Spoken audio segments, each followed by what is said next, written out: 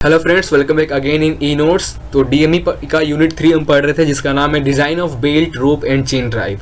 Part 8 में हम पढ़ेंगे design of V belt drive.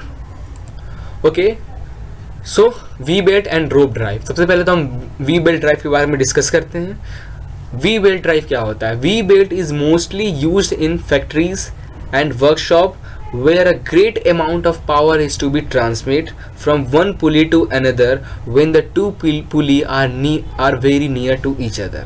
तो V बेल्ट का हमने स्टार्टिंग में ही देखा था कहाँ यूज़ करते हैं। फर्स्ट लेक्चर में V बेल्ट हम वहाँ यूज़ करते हैं जब दो पुली बहुत पास हो, मीन्स दो पुली हम पास हो और दोनों के बीच में बहुत हाई अमाउंट ऑफ पावर को ट्रांसमिट करना हो, तब हम वहाँ पे V बेल्ट का यूज़ करते हैं। ठीक है, तो वी बेल्ट का कुछ हमारा ट्रेपोजाइडल क्रॉस सेक्शन होता है। अब वी बेल्ट को जब कट करोगे तो आपको ऐसे ट्रेपोजाइडल क्रॉस सेक्शन मिलेगा। ठीक है, ये जो हमारा अपर है डेट इज डब्ल्यू। ठीक है, W is the nominal top width, W is the nominal top width. Pitch width W P, जहाँ पे हमारा ये कुछ है ऐसा कुछ is W P is the pitch width. ठीक है, नॉमिनल हाइट टी से हम बता रहे हैं nominal height. Angle of belt A से आप डिनोट करें या अल्फा से डिनोट करें, that is this angle of belt alpha. और स्टैंडर्ड हमारा ज़्यादातर ये वी बेल्ट का 40 डिग्री ही होता है। ठीक है, and the pitch length is LP, pitch length is LP.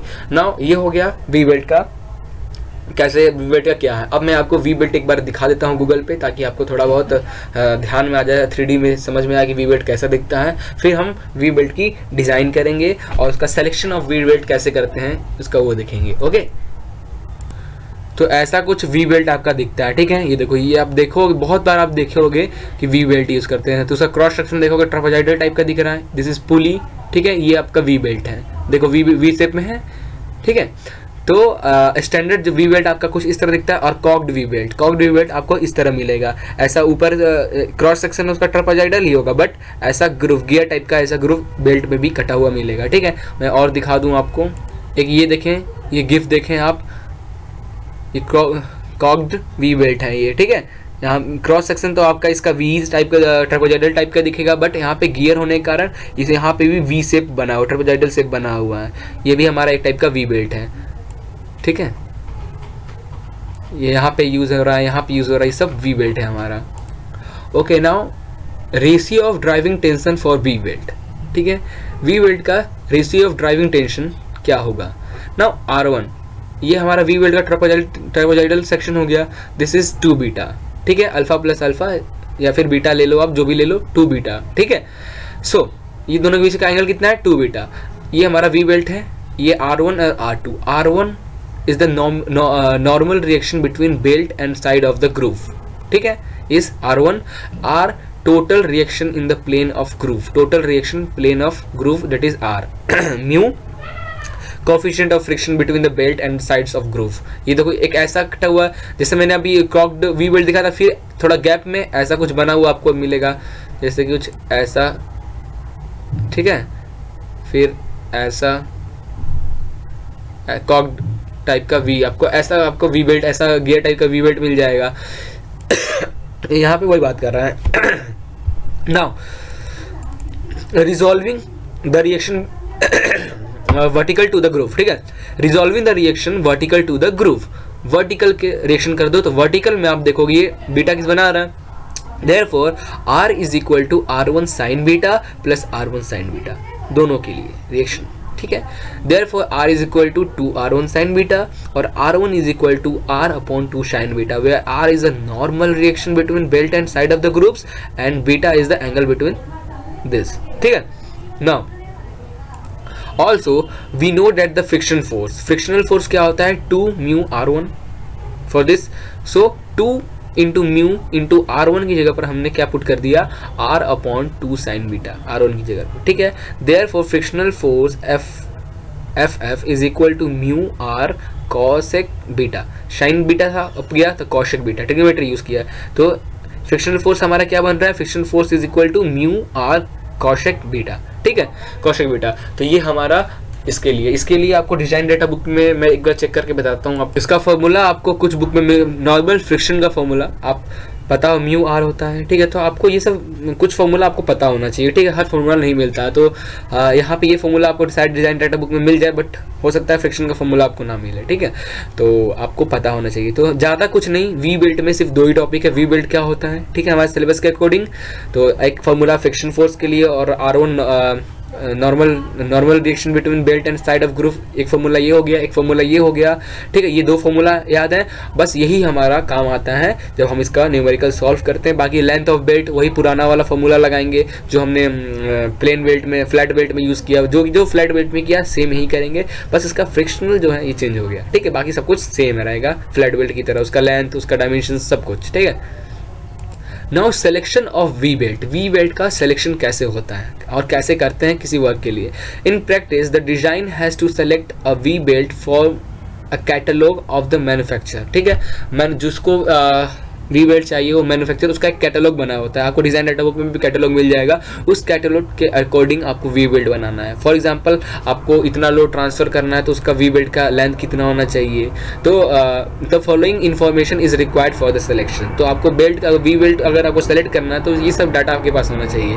Type of driving unit, किस टाइप का आप मतलब पुली किस टाइप का यूज़ कर रहे हो, ठीक है। Type of driven machine, driving unit मतलब आप किससे पावर ट्रांसपोर्ट कर रहे हो। ड्राइवर यूनिट मींस जिस पुली से आप पावर ट्रांसमिट कर रहे हो, और ड्रिवन मशीन जो पुली आपका रोटेट हो रहा है with the help of driving pulley, ठीक है। तो type of driving unit, type of driven machine, कौन सा मशीन को आपको चलाना है उसके हिसाब से वी बेल्ट की सिलेक्शन करते हो। ऑपरेशनल हवर्स कितने देर तक चलाना है उसके हिसाब से वी बेल्ट की सिलेक्शन करते हैं। पावर टू कितना पावर को ट्रांसमिट करना है उसके बेस पे हम वी बेल्ट का चूज करते हैं। And the input and output speed कितना होना चाहिए उसके बेस पे। And the last one is approximate centre distance depending upon the availability of space. और सेंटर डिस्टेंस, 2 ड्रिवन यूनिट और ड्रिवन मशीन के बीच में कितना सेंटर यूनिट आपके पास अवेलेबल है उसके हिसाब से आप वी बेल्ट की डिजाइन करेंगे, okay. The number of belt, अगर नंबर ऑफ बेल्ट कितना यूज करना है पुली में उस पर वो डिपेंड करता है आपका। That is number of belt is equal to P into FA upon PR into FC into FD। और नंबर ऑफ बेल्ट का होता है हमारा total power transmitted upon power transmitted पर बेल्ट, ठीक है। This is my number of belt. Advantages, disadvantages, ये topic भी आप देख लेना खुद से। Advantages and disadvantages of V belt drive over flat belt drive. V belt drive और फ्लैट बेल्ट ड्राइव का एडवांटेजेस और डिसएडवांटेजेस भी आप देख लेना एक बार। एक पिक मिला हमें यहाँ पे, तो वी बेल्ट का एडवांटेजेस यहाँ पे दिखा रहा है, advantages over flat belt drive, ठीक है। वी बेल्ट का advantages over flat belt drive, transmit greater power, V belt का transmit greater power, permit large speed ratio, no mistracking of the belt from the pulley, कोई chance नहीं होता पुली से belt का उतरने का क्योंकि वी ग्रुप्ड होने के कारण, मेंटेनेंस इज लो। तो ये था हमारा वी बेल्ट का एडवांटेजेस ओवर फ्लैट बेल्ट पे। और भी हमको एक ये भी advantages and disadvantages of V belt drive and flat belt drive ये भी मिला है।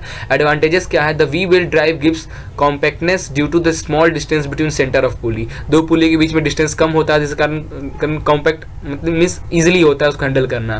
तो ये वी बेल्ट का एडवांटेजेस हुआ। The drive is positive because the slip between the belt and the pulley groove is negligible, slip नहीं होता उनके बीच में, so drive is positive. Since the V belt are made endless and there is no joint trouble, उनके में कोई joint नहीं होता क्योंकि वी बेल्ट हम लोग जॉइंट करके नहीं बनाते, ऑटोमेटिक वो बना हुआ मैन्युफैक्चरिंग वैसा बना हुआ आता है। Therefore the drive is smooth, अगर जॉइंट नहीं है तो ड्राइव स्मूथ होगा। It provide longer life, 3 to 5 year तक इसकी लाइफ होती है। It can be easily installed and easily install कर सकते हैं, रिमूव कर सकते हैं। The operation of the belt and pulley is quiet, ठीक है। The belt have the ability to cushion the shock when machine are started, जब machine को आप स्टार्ट करता है जो शॉक लगता है उसको भी ये ऑब्जर्व कर लेता है। The high velocity ratio maximum 10 में बी ऑप्टेन, वेलोसिटी रेशियो इसका ज़्यादा होता है, ठीक है, फ्रॉम पुली 1 और पुली 2 का। The power transmitted by we belt is more than the flat belt for the same coefficient of friction and the arc of contact and roller tension in the belt, and the V belt may be operated in either direction with tight side of the belt at the top or the bottom. The center line may be horizontal, vertical and inclined. तो ये सब कुछ हमारा advantages और कुछ disadvantages था। यहाँ एक डिसएडवांटेजेस मिल रहा है, क्या डिसएडवांटेजेस है हमारा वी बेल्ट का, the V belt drive can not be used with large centre distance, large centre distance के लिए हम वी बेल्ट का यूज नहीं कर सकते। The V belt are not so durable as flat belt, ठीक है। The construction of pulley for V belt is more complicated, then pulley for flat belt, ठीक है। जो कंस्ट्रक्शन होता है वी बेल्ट का वो बहुत ज़्यादा कॉम्प्लिकेटेड होता है as compare to flat belt, since the belt life is greatly influenced with temperature change, improper belt tension and the misalignment of belt length. The centrifugal tension prevent the use of V belt as speed below 5 meter per second and above 550 meter per second. ये थोड़ा मुझे अच्छा clean pick नहीं मिला है, but I think इतना तो दिख रहा है कि हम समझ सकते हैं, ठीक है। तो ये था हमारा एडवांटेजेस और डिसएडवांटेजेस वी बेल्ट का। ओके, तो एक न्यूमेरिकल इस पर हम सॉल्व करेंगे और नेक्स्ट टॉपिक लगाएंगे दैट इज रोप ड्राइव। उसके बाद हमारा इस चैप्टर का चेन ड्राइव बचेगा और ये यूनिट भी हमारा खत्म हो जाएगा, ठीक है। तो 2 टॉपिक हमारा बचा है, रोप ड्राइव और चेन ड्राइव। ओके।